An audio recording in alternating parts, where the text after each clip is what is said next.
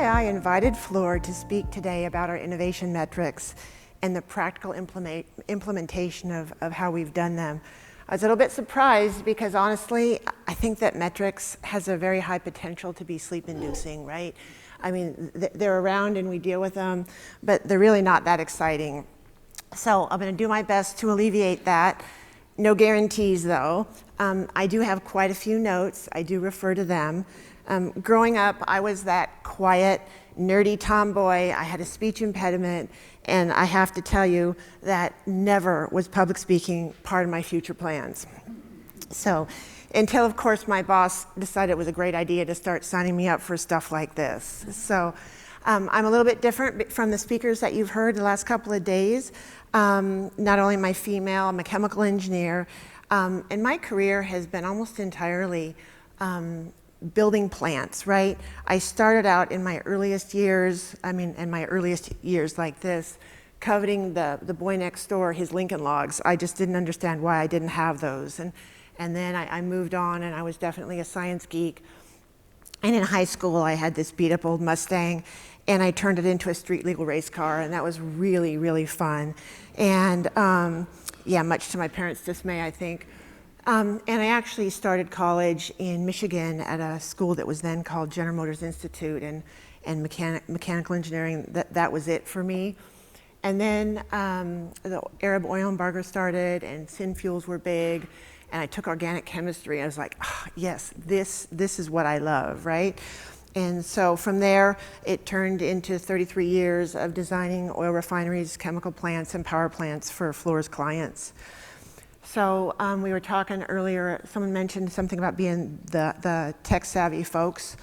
That's not me. I'm almost for sure the least tech-savvy person in this room.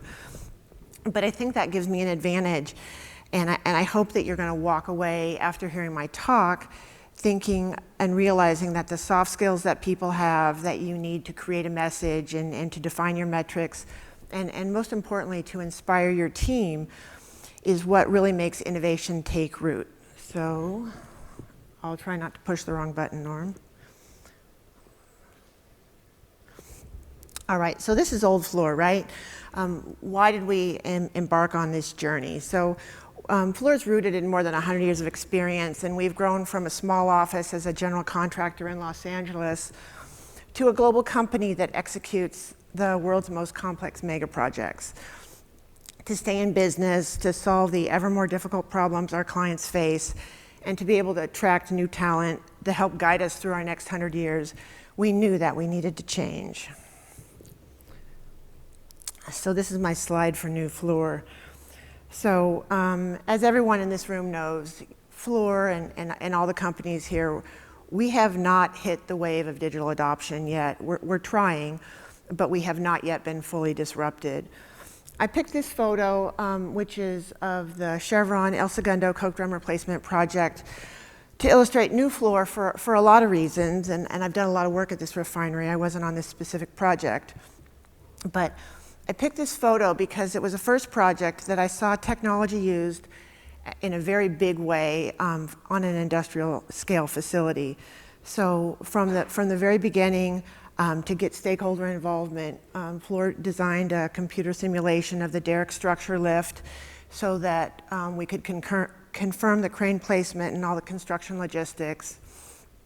To then we simulated Mammoot's skillful coke drum movement from the port of Marina del Rey up to the refinery gates through some of the highest end real estate in Southern California, to the post-project time-lapse video that Chevron made that showed everything moving according to the original plan.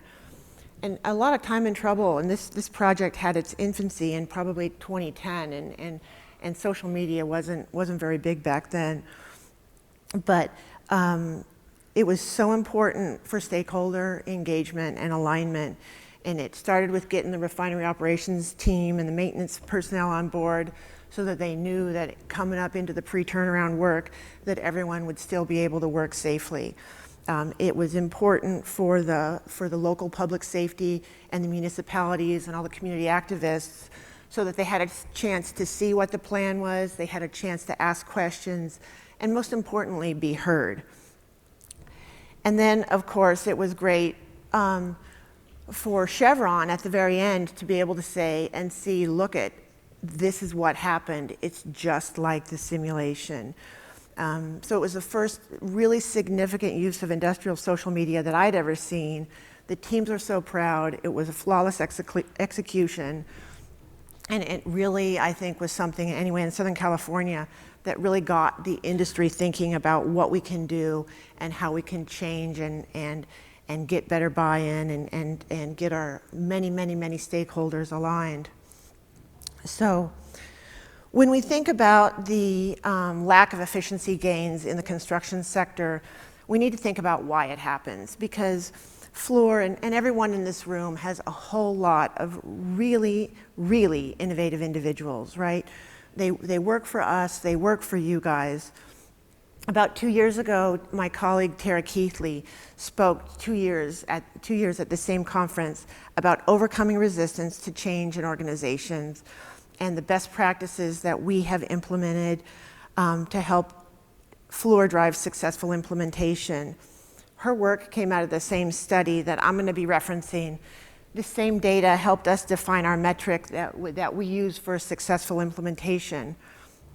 Since you're here, I'm pretty sure that everyone has probably already seen this 2015 McKinsey data about, and you know how difficult it is to drive innovation in a change-averse industry like construction. And there's lots of good reasons, right? There's safety, there's costs, there's adoption, there's such a people aspect. But you know, when you look at this and you think about it and you see that only agriculture and hunting have a lower digital adoption rate than construction, it's like, wow, that's very telling, isn't it? So, you know, make no mistake, we're going to be disrupted, you know, and maybe all at once, but probably more likely a little at a time. It's going to be just like what happened to the real estate and retail and hospitality industries. You know, we don't know who's going to be the next Zillow or Amazon or Airbnb, but we don't want to be left out. So I want to talk about metrics, right? Because that's what I'm supposed to talk about. So metrics are a really important part of business culture, no matter what industry you're in, because there's a saying that says what gets measured gets done, right? We're all a victim of it. It's like, wow, what does the boss want to see? So it's never been truer, but because of this, if you don't set your metrics right, your teams are going to end up working potentially on the wrong items. We at Fluor, like everybody else, have to find the right metrics to prove that we're moving the needle on the things that our CEO, our clients, and our shareholders care about. So a gentleman by the name of Scott Kirshner wrote an article in 2015 in Harvard Business Review, and I think he really got it right. He argued that there are two kinds of metrics. There's activity metrics and impact metrics. An activity metric measures the number of ideas, the number of new products. It's a count, right? It's about how many of this and that are you doing. The problem with activity metrics is that if you're not careful, all they do is show how busy everyone is. And I don't know about the rest of you, but I got a lot of stuff to do. I don't want to be working on something that's just busy work, right? And so it's the second type of metric, the impact metric, that we want to focus on. And we want to focus on how we define that so that we can make sure it's a way to show that we're impacting our business. They show basically that your ship is going someplace. Once again, you want your teams to be busy and productive and not just busy checking a box to meet a specific count. We believe that if you have the right metric, it's going to align your team around a common goal. The right metrics add focus and meaning to your employees, and of course our employees are our most important asset. So I hope I haven't yet put anyone to sleep. So I'm going to move into the next phase, and I'm going to describe how we developed our metric. We have one metric and our innovation team that we use to move the needle where we think it matters, the background and implementation of that metric, and then the results that we've achieved with it. Okay, so my role in technology and execution reports up to our business transformation and innovation team. which we call BT&I at Fluor. BT&I was formed in 2014. And as we set about defining our organization, our purpose and our goals, we did a lot of research before we finalized our plan. That plan, of course, has not been without a lot of mid-course adjustments, which we continue to make to this day. But in 2015, we heard about the Voice of the Owner research project on overcoming barriers to innovation and adoption. It was led by Fiatech then, and of course now it's CII, right? But this project really grabbed our attention because one of our focuses is on aligning with clients. If we can't understand their issues, if we can't solve their problems, then we definitely aren't going to be around in business for much longer, right? So we listened intently and we learned all we could. This research was done in conjunction with ASU and the University of Kansas, and it highlights the difficulty of implementing project execution changes. And of course, we're looking for sustaining innovation. We don't want to revert to the status quo. We want to make forward progress. So the 3 steps forward, 4 steps back, or 3 steps back doesn't work for us. So let me see, where am I? All right. So my colleague Tara focused on the organizational change management part of this, which I mentioned earlier. But what we focused on, and actually what we fixated on, was the fact that the research shows that 19% of owners sustain change on on more than 10 projects. So they have a game-changing idea. They think they have something that's really going to move them forward. And in this survey of 75 owners, only 19% of those were able to sustain that change. So as we were trying to figure out what our big metric was going to be that we could show success in our innovation program, this was our aha moment. We saw that and we said, 10 projects, huh? Okay, that's going to be what measures success for Fluor. If we have a new idea and it's on 1 project or 2 projects, well, it's a good idea, but we don't consider that a success. We absolutely insist on being able to have something meet 10 projects before we call it a success. Because when that happens, it's like a snowball effect. And as more and more projects jump on board, the adoption just seems to spread throughout the organization. So I want to ask a question by a show of hands. How many of you know who Andy Stanley is? Has anyone heard of him? One or two? All right, so do you guys know why his name is on this slide? Does anyone have an idea? So he's a pastor in Georgia, right? Okay, so there's a relevant message here, and we're not going to turn this into a revival or anything, not to worry about that. But he has a message that I thought really resonated well. So he actually is not just a pastor in Georgia. He's founded a worldwide Christian organization. He's a noted author. He's just got a great message, and it is so succinct, and it aligns with what we believe. And maybe we pick that because we like things attract, and it's like, oh, wow, yeah, we can use that, right? So it's so simple. We value integrity. We follow clarity, and clarity is magnetic. So I want to talk about that and the importance of it to Fluor and why we've focused on it. So Andy has done a lot of research, and he asked groups of people, what do people value in a leader? What do people look for? And the results that he talks about are the words integrity, someone who's honest, someone who keeps their promise, things of that nature. They don't say, yeah, I want someone I can believe in, or I want someone who's really clear with their messaging, right?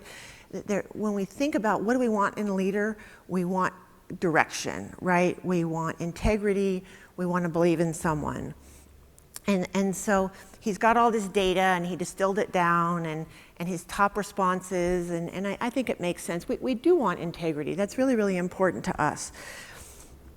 But what happens is that integrity, or its many variations, looks different to everybody else. What looks like integrity to me might look very different to someone else sitting at this table or someone else sitting at this table over here. And what people actually will follow, so we want to follow integrity, but what we actually will follow in a leader is someone with a clear message, someone that has clarity and that we understand and it's clear what we want to do. So Andy has a talk on visioneering, and it's a podcast, and there's a transcript available online. And I highly recommend that if you've got 20 minutes or so, you find it and download it and read it. It's a fantastic read. I actually even got my kids to read it, and they were like, yeah, okay, well, Mom, you were right. So, but it's fascinating, and I would love to cover it a little bit more, but there's a lot of politics in there, and what he's done is he pulls these examples, and of course there's a lot of examples from, let's say, the last 20 years about political personalities, we'll leave it at that, and about who has integrity and who has a clear message, and what we as a nation and other nations have done with that. And he goes way back even into World War II, and he talks about Hitler and why people were drawn to Hitler. So it's a fascinating read. I think that there's a lot of meaning and history behind these statements that as leaders, we need to have integrity, but more importantly, we need to be clear and we need to have a clear message. Because if we do that, and we really have a clear message, people will follow that message and they'll get on board the innovation train and move forward. So once again, I hope that you will reach out and do some research and find Andy's slide. So our industry is so complex. We tackle amazing projects every day, from bridges in the United States to new refineries, petrochemical plants, new life sciences facilities, you name it. And even something recent to Fluor was working on the repowering of the electric grid in Puerto Rico. And of course, anytime you're dealing with existing infrastructure and facilities, the complexity increases exponentially over a greenfield site, right? So our work is very complex, and what we need is simple and clear metrics for our teams to follow. So Fluor's 3-word metric is 110 times. The full metric is actually one idea implemented 10 times. And we've shortened that to 110 times. We believe that construction is ripe for innovation. And ideas, of course, are the beginning of all innovation. However, when we talk about innovation, of course, that's part of our team's name. Innovation is important, but when we think about words that start with an I, and it's not just I as in me, and it's not just I as in innovation, the one that's the most important to us at Fluor is implementation. I love a shiny object, I love a good idea, a good squirrel to chase as much as the next person, but if we can't get those implemented on our projects and we can't make them part of our culture, we're just not going to move the needle forward and go where we want to go. So what I'm going to move into now is some of the ideas, both big and small, that have reached 110 times, and then I'm going to talk about how we've done that. So this is actually maybe not such a great slide in hindsight because you probably can't see it. So I'll kind of talk to the generalities of it. This is about our third Gen Modularization method, which had been implemented on 12 projects as of 2015. At that point, we stopped counting, right? We hit 10 times. But, well, modularization has been around for a long time, and I don't need to convince anyone in this room about the benefits of modularizations, but it was initially focused on just getting hours out of the field when the terrible weather conditions existed, and where there was a really narrow window to get modules delivered. Years later, after doing modules in that mode, we developed what we called our second generation modules, where we worked more on cost reduction. We started using modules in more areas, and we were trying to be more cost competitive. The first set that we did was on a SAGD oil recovery project, and on that job we were successfully able to achieve a 20% reduction in the overall footprint, saving money for our client and improving the safety performance of our craft. So we thought that was pretty great. And then we kept working on it, and before you know it, we had our third gen modules, which can now achieve a 40% reduction in the overall footprint of that same SAGD facility. And what's great is that we do this and we can still meet all of our clients' specifications for equipment spacing. We have the proper access for maintenance and operations. We can still get them insured. We invested heavily in this development, and it includes the ability to vary the size of the modules. We can do truckable size, we can do VLMs. It's not just a niche application. And occasionally we can't do it all. Sometimes there's restrictions, and we did some modules out of our office recently and we called them 2.9, right? But it's the idea. It's to do more and more work in those modules to do your electrical and your instrumentation before they get shipped. To date, we have built over 2,000 third-gen modules constructed. Actually, I would say that there's 2,000 constructed, installed, or in design. It's now standard on all of our new build projects, and it's been a great success. One recent client executive stated, "From now on, every project will have to justify to me why they aren't using modules." This was a client that for the first, I'll say 14 months of the job said, "Yeah, no modules, no thanks. Nice idea, not at my facility."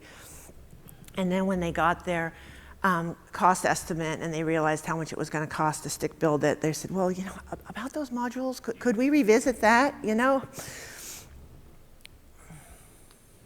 Whoops, nope, not yet. All right, so the next idea I'm going to talk about, it not because it's that great of an idea, but because it's a great story. And we truly believe that telling this story, the proper story with clarity, it's got to be simple and clear. But when we have a good story around it, that story is what helps the ideas move forward and engage the rest of the company in our vision. And this next idea that we talk about is called our Stair Tower Wizard. And with this example, we're going to show you the power of storytelling. It's a video that's going to give you a sneak peek of some of the tactics that we have in place to reach 110 times. And they're tactics that I'm going to describe in more detail later in the presentation. So can you show the video?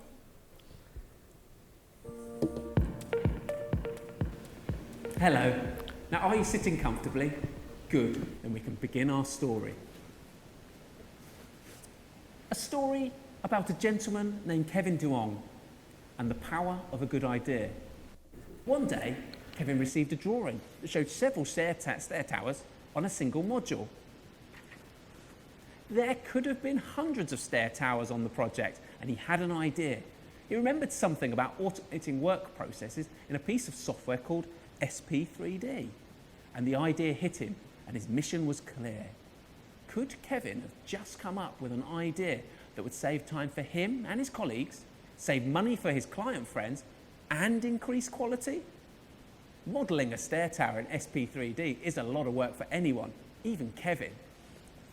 You can spend days creating columns, beams, flooring, stairs, and handrails. What if Kevin could create a program that could automate the process and speed it up immensely? Kevin needed a stair tower wizard, and not the type you'd find at Hogwarts. Kevin started programming, and it was good. It was better than good. In fact, it was really quite delightful. He took it to work the next day, walking as quickly as he could, whilst maintaining safety, and began implementing it on his project. The idea was so good, it was adopted immediately in the Southern California and Calgary offices. But Kevin didn't want to stop there, so he took his idea to his friend Jeffrey Hops and Steve Weiderman from Business Transformation and Innovation. If anyone would know our good idea when they saw it, it would be them. They gasped as Kevin showed them the wizard. "Wow, Kevin, this stair tower wizard could be used by designers from other disciplines to quickly create structures and complete stair towers. They wouldn't even need to spend much time learning how to place the steel in the traditional SP3D model, Jeff said. Steve was equally impressed, adding, once the steel shapes are transferred to the structural team, the structural designer can spend less time checking the relationships, as the majority of them should already be connected to each other. Brilliant, Kevin. They brought in others, like the Southern California What If Weekly crew, who were equally impressed. Everyone agreed that Kevin's idea could benefit lots of projects. The very influential civil, structural and architectural functional leadership also agreed. What happened next? Well, the Stair Wizard was shared globally by Business Transformation and Innovation in one of their flashes. It was tweaked by Kevin along the way as he incorporated feedback, and it has been a huge success. The Stair Wizard is now being used on more than 10 FLIR projects in at least 8 offices around the world in 4 different business lines. It's saving a huge amounts of money, huge amounts of time, and making FLIR a much better place to work, especially if you need to design a stairwell. Can we go back? I'm not. So, as a postscript, this video was made in 2016, and this tool, and I don't know how many spin-offs, but there was a bunch of them from different disciplines, have moved into our corporate suite of custom commands and are used on every new project. Kevin and James, the creators of this video, affectionately refer to this as the first flash to hit 100 implementations. Competitive as they are, they haven't fully swallowed the fact that we really stopped counting after we hit 10 implementations. So more than a clear message and good metrics, we know from our own experience as well as the FIATech research that people are the key both to idea generation and to sustainable innovative culture. People come up with the ideas, and we also know that people are the ones who can get in the way of change. By creating unforgettable experiences and solutions, we nourish our worldwide network of innovation catalysts, drawing new people into the fold every year at our signature Innovation Catalyst event that we call Innovation Unwrapped. Our participants are diverse in function, geography, generation, gender, business line, and experience level, and together they have come up with some game-changing ideas. Can we hit the video?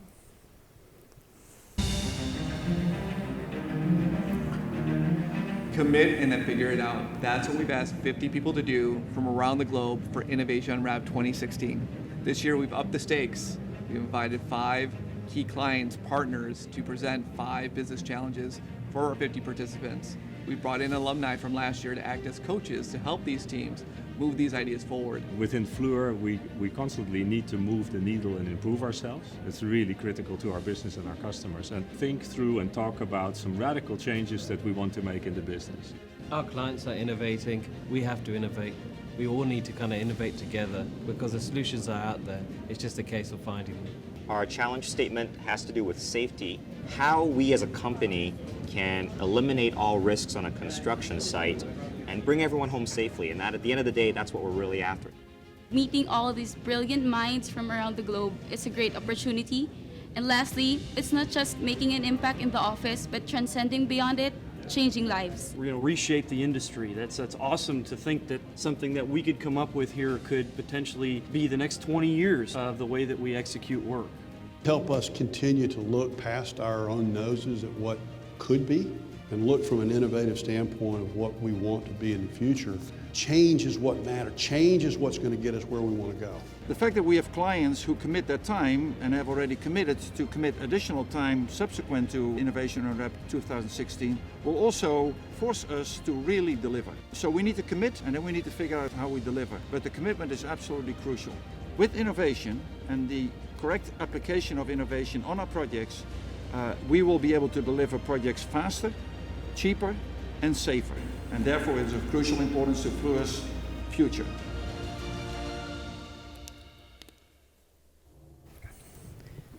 So that was my water break there. So our first event was held in the fall of 2015, and we learned so much our first year with Autodesk and their innovation genome process of ideating. We got really good solutions, but the first year, our 110 times metric was not yet fully infused into our DNA. And some of the solutions that came out of this event are never going to make the 110 times metric. And so we saw the need to make a change.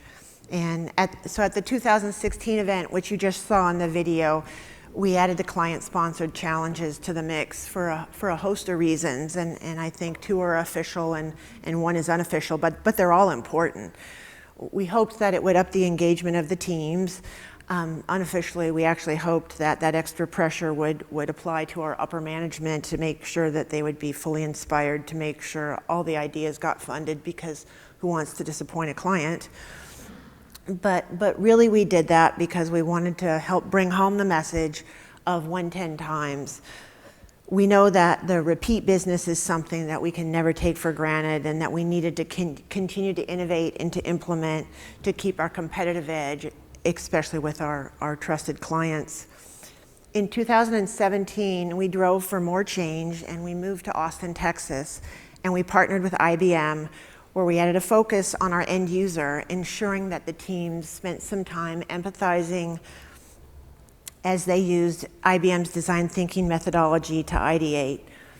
And as I speak today, and I actually had to turn my devices in airplane mode because there's so much chatter going on, but our 2017 participants are in Dallas at the Floor Shark Tank.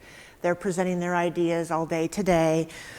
And there's another team that's working on the 2018 event planning, where we're going to change things up a little bit more.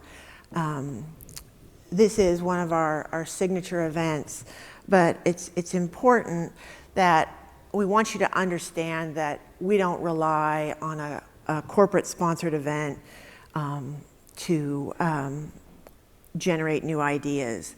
Everyone in our company is challenged and empowered to create new ideas. And so with that in mind, and to help drive that message home, we established an infrastructure for our employees to submit ideas for funding consideration and for potential global adoption via our company intranet. So we've got some colorful language, we talk about flashes and things like that. So I hope metrics is not got you to sleep yet, and that as we move into some of the implementation details, it's a little bit dry, but we're going to try to keep it lively for you. So we think that our metric, which is so simple, really, really works. We think it works because we engage our employees to drive innovation through what we call our OneFin network. OneFin stands for One Floor Implementation Network. This is our innovation communications vehicle across all of our worldwide offices. We've created a really powerful, trusted peer network where we build success and confidence in new ideas, one implementation at a time, and where our innovation catalysts in each office learn from and help each other. Ideas also come in from groups like What If Weeklies. What If Weeklies are informal groups in offices or maybe in regions that sit together, and they sit either in person or virtually, and they throw solutions around for whatever the problem of the week is. It's almost like a beach volleyball game where a possible solution gets stronger and more defined as it is bounced around, and until it is ready and set up for a perfect spike over the net.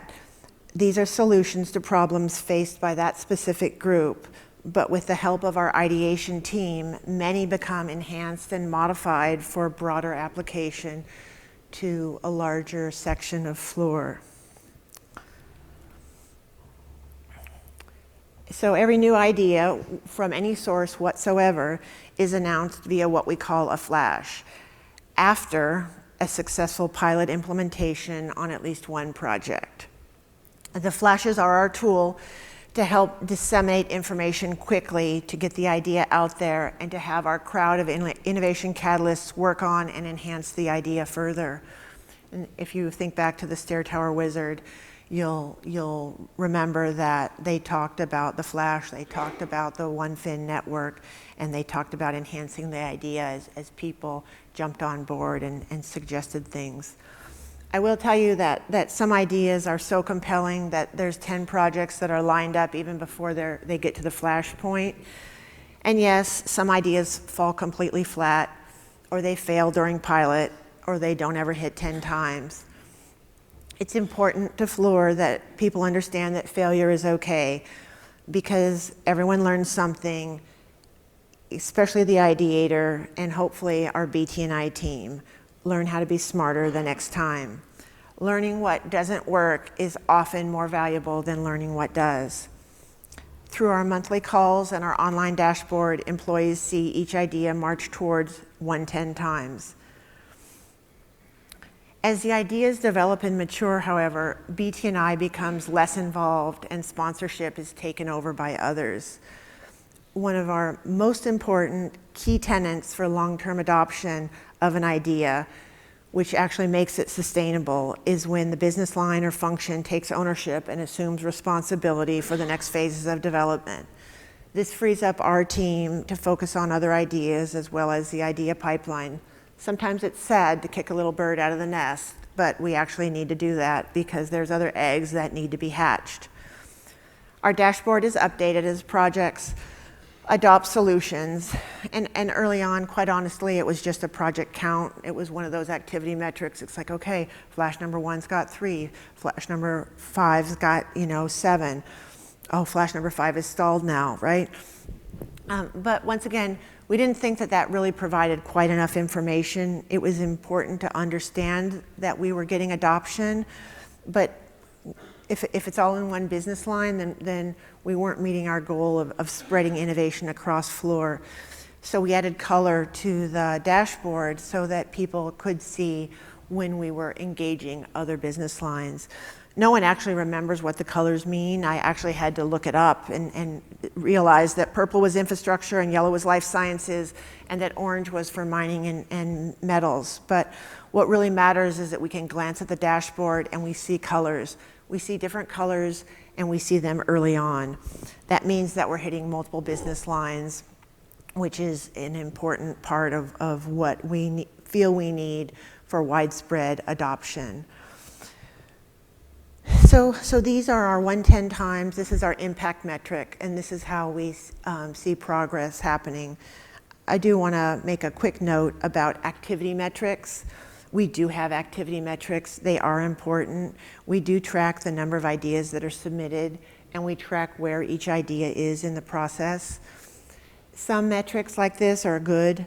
They're a good sign for us because we need to ensure that ideation never stops. We need to make sure that people are continuing to come up with ideas and that they're processed properly and effectively so that the people that submit them feel valued and know that they're being paid attention to. I will tell you that over time, the average weekly number of ideas that is submitted has dropped. But what's great is also over time, the ideas become more fully vetted and developed, and we get a much higher quality of idea over quantity. And the way we know we have higher quality ideas is that we see more of them moving through the system towards flashes than we used to. Early in 2015, when we leased our first drone, it was, in the beginning, much more of a solution in search of a problem. With the slow adopter mentality still deeply entrenched in so much of our organization, there was resistance all around. All we heard was no, oh yeah, no, we can't do that, for a million different reasons. So tell us your concerns. We told the naysayers so we can address them. Tell us your ideas on how to capture the potential of this innovation to save money or reduce schedule. We told the forward thinkers. Our first project adopter was at our mod yard in Edmonton, Alberta. Our champion there helped smooth over the rough spots needed for adoption and to get the flash issued. Our One Fluor network led to global adoption, as you can see in the animation of the slides. One of our proudest moments was last fall when Fluor was awarded the FEMA work to assist with power restoration in Puerto Rico. The first folks on the ground sent the message back, we need to find someone with a drone and a pilot, plus experience in the power industry. It was less than a day to have a candidate named and paperwork in place to begin his mobilization, and it was all possible due to our network of innovators. Whether it's our Edison Award for our third-gen modular solution, our SETI Award for our integrated scaffolding solution, our PSRA Award for our Innovation Catalyst event, or most recently, and one of my personal favorites, our finalist award at the Platts Global Energy Breakthrough Solution of the Year with our ultra-sour gas processing solution. We believe that external recognition is confirmation of the path that we are taking, the innovation that we are achieving, and the clarity of our message. When we receive an award, whether as an outright award win or as a finalist, we are humbled by the recognition from industry-leading organizations. In closing, some takeaways that I hope you'll keep in mind as you leave this address. Number one, find a metric that matters, one that reflects your company's strategic goals and one that will keep your ship sailing in the right direction. Engage diverse teams and give them the freedom to fail. Number three, teach people the power of storytelling. As a lifelong engineer and a wannabe constructor, I never fully appreciated the difference that your marketing and communications teams make in your life until I moved into my current role. I'm confident that I would not survive without them. And number four, while your processes and your tactics matter, it really comes down to creating a clear vision and empowering your people to achieve this vision. And with that, I would like to hear your thoughts on how all of your companies are creating a sustainable, innovative culture within your organizations. So first of all, let's thank.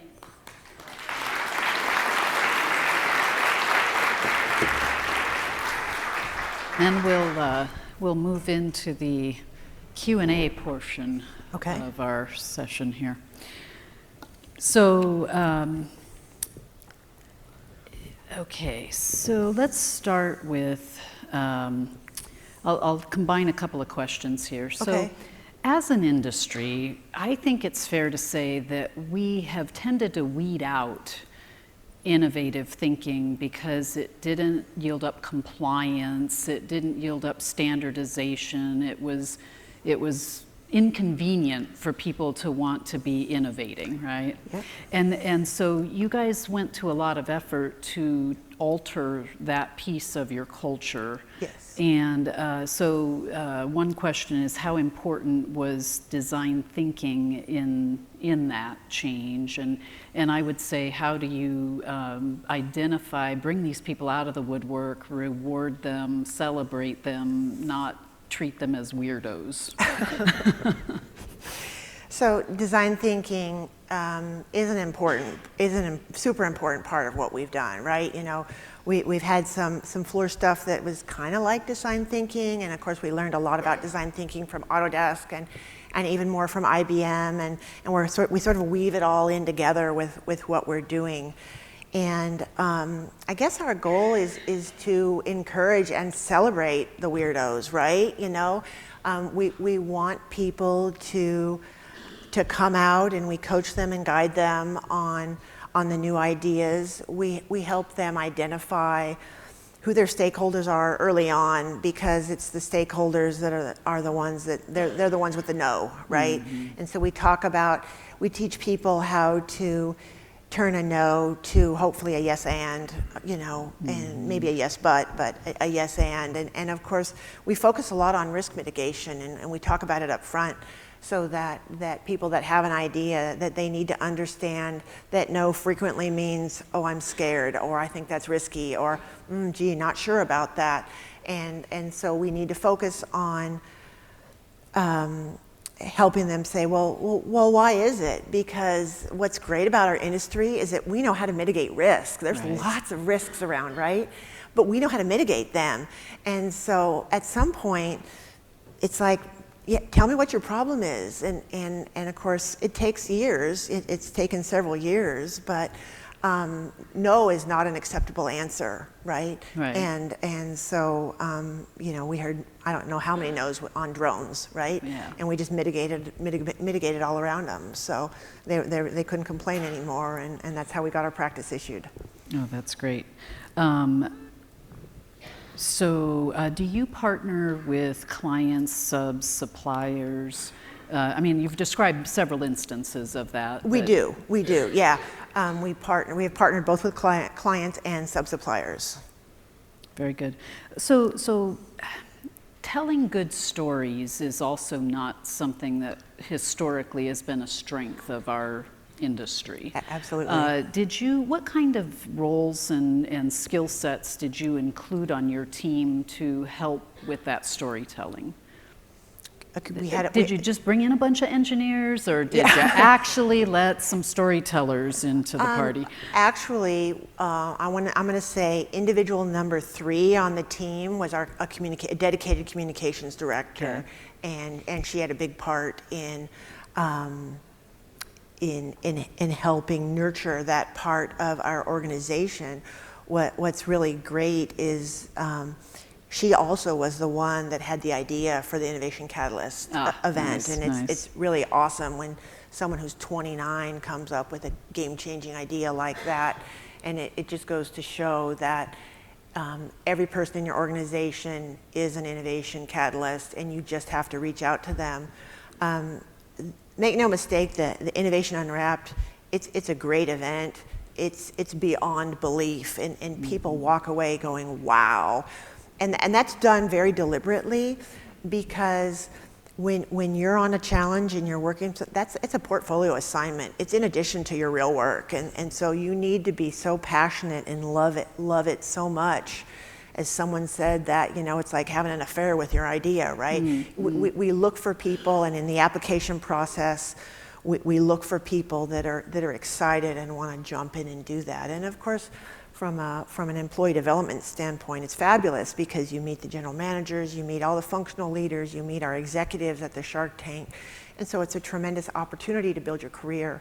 Nice. And do you find that you have to kind of make it possible for those people? You have to give them the budget to travel, because a lot of the people in your video had come in from other offices.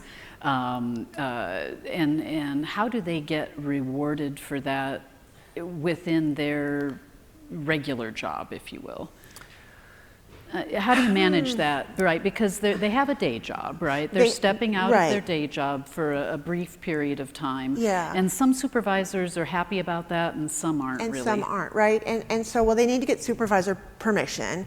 And if they come back to us, and if there is maybe some reluctance, someone applied from a job site, and it was at a really critical period, and the supervisor had a really good point and said, this person is critical, and we probably won't meet our deadlines, and I'm not going to get liquidated damages because this person's not here. Now, would that really have happened? Right. I'm not sure, but there was a good case in that this individual probably should have known that they should have, you know, run it by their supervisor first. Mm-hmm. But I would say in the most part, people, they run the right traps, and they deal with it.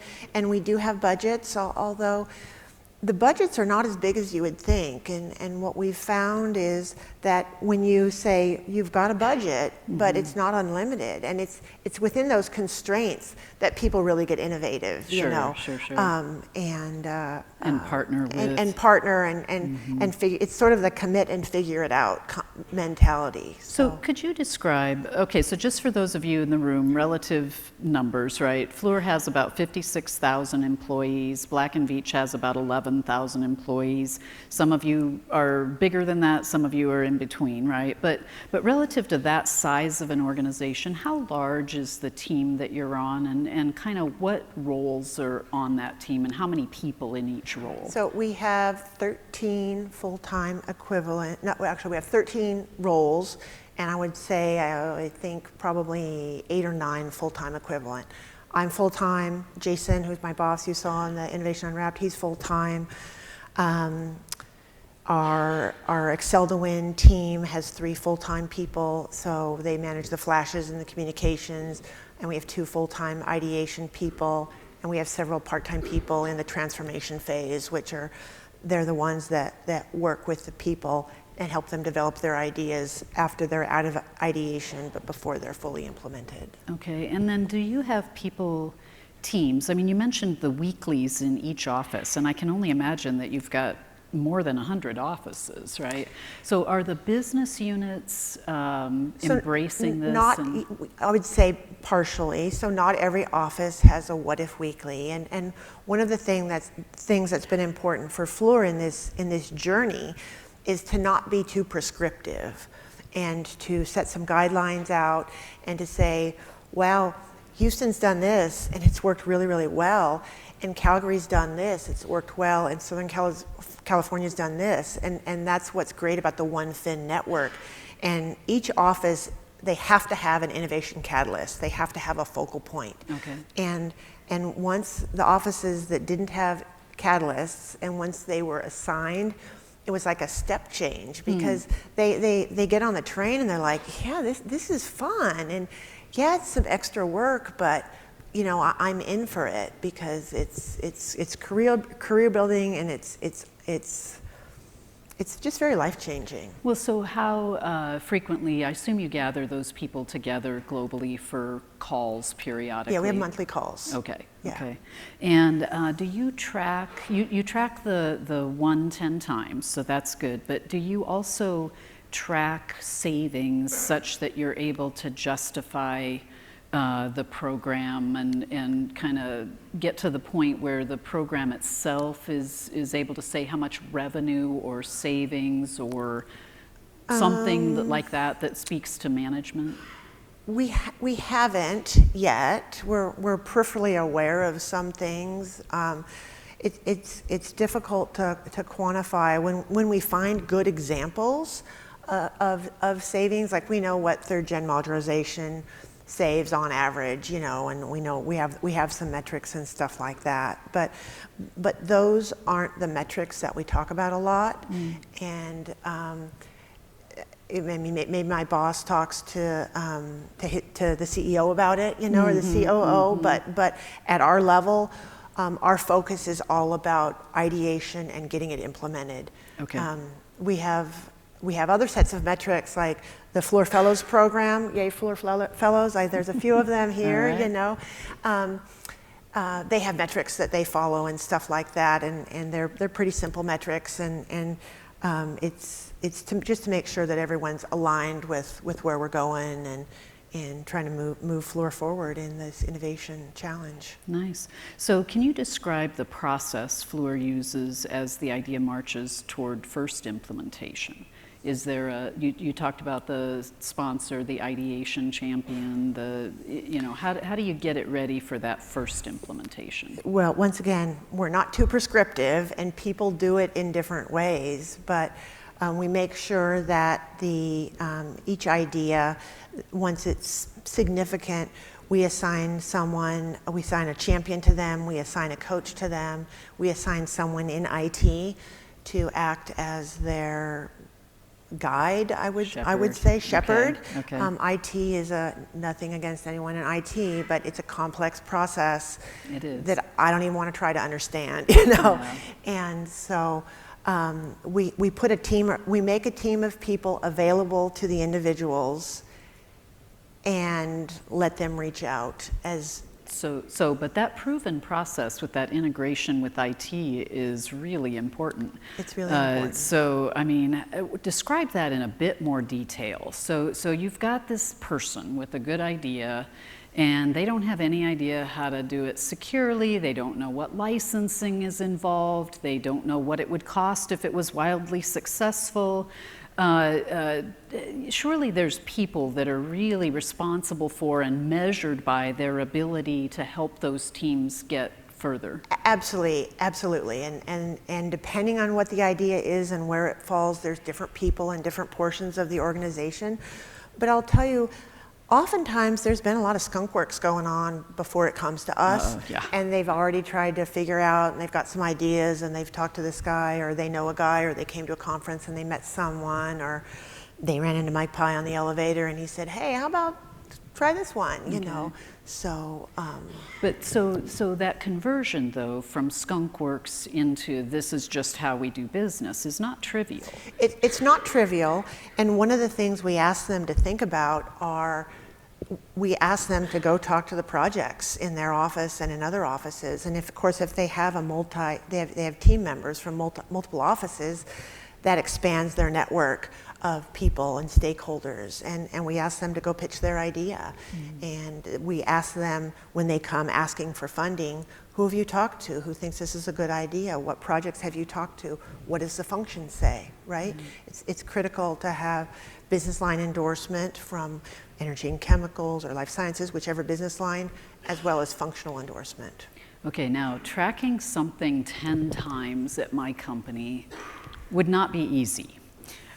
So what are the logistics of validating that something has been used successfully 10 times? And describe the difference of intra-line of business.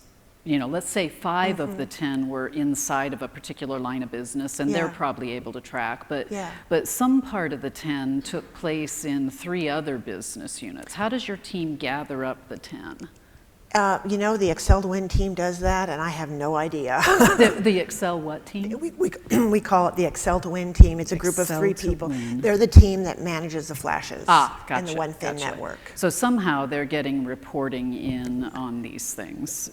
Yeah. Okay. I would say in general, when there is an idea that's flashed, and someone's out there shopping it around, they're excited and passionate about it. Oh, the Flash Marketplace. The Flash Marketplace, right? Nice, you know, nice. And I remember at some point someone said, "Hey, Maureen, we're going to flash the fellows," and I'm like, "What? What does that look like?" That seems bad. Yeah. But nice. But there was people that didn't know about our floor fellows, right? Right. So that's a good idea. So you also flash some of the resources that we'll people don't know occasionally, about. yeah. Now we don't really track those in the 110 times because fellows work every day. Every day. But you've got this communication channel, and so you put things in there. And of course, the ideas aren't so flushed out that there's a manual that I can say, "Here, would you please implement flash number 12? Because you're going to look at it and you're going to go, "Oh, well, I have some questions," and you're going to call me up and go, "Hey, Maureen, what about this and what about that? And did you think about this?" And then we're going to be talking, and we're going to say, "Don't forget to tell me when that's, you know." But exactly the mechanism of it, I have no idea. Okay. Yeah. Well, I think with that, we'll go ahead and close this out. But this has been marvelous. Thanks everybody for submitting your questions. Thanks, Maureen. Thank you.